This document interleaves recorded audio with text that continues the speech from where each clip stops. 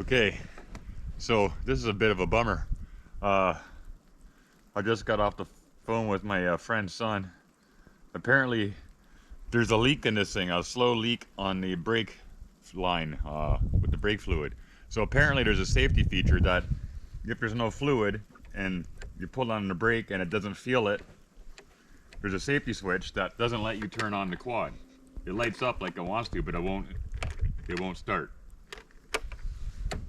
So that means my snow removal via the snowplow is out of commission. We have two quads, but this one, the big one here, the 570, is the one that has the winch on it, and it all relies on the winch lifting it up and down, lift it, pull it up, and just drop it back down again to plow. So it's kind of useless without that. I'm not strong enough to go Flintstone styles with a rope over the front and pull it up as I back up and then put it back down again. That thing took two of us to lift it off the truck. So, good thing I have snowshoes. As you can see, it's snowing pretty good again today. We've got like snow coming in every day for like the next week and a half, I think. So I'm gonna have to get my exercise, I guess, going up to the road and back and making a path every day with my snowshoes so I can get out when my friend picks me up to bring me into North Bay with him and his family to do groceries, etc. So that's a bummer. There goes some of my fun. It's part of my entertainment.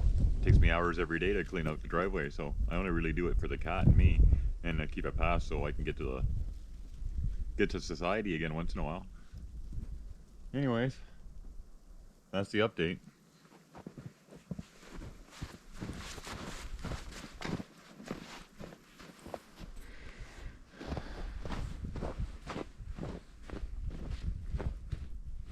So here's something I didn't think about when I put this together.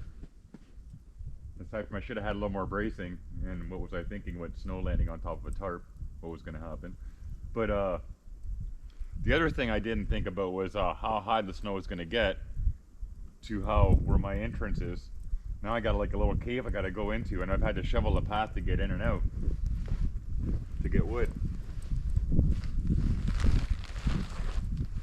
The snow that gathers on the top is what I use to make water with. I shovel off of here, that way I don't have to worry about too many twigs and stuff, and leaves and stuff, and put it in buckets and bring it in and melt it. And that's what I've been drinking since Christmas anyways, because I can make it to the spring, but there's a giant snow bank there from between the road and the spring, and it's too hard to try to climb up and down with the water buckets, or water containers anyways.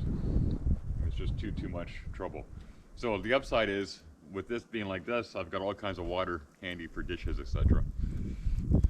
But I didn't think about the height and how much I have to shrink to get into there.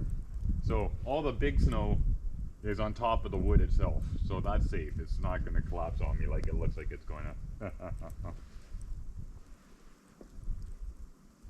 Yeah, the big pile of snow is on top of wood. The rest of it, well, I shovel it out pretty much every day.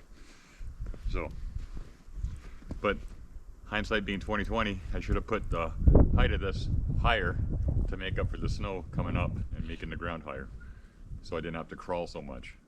But it keeps me limber and nimble, I guess, so, you know, lesson learned.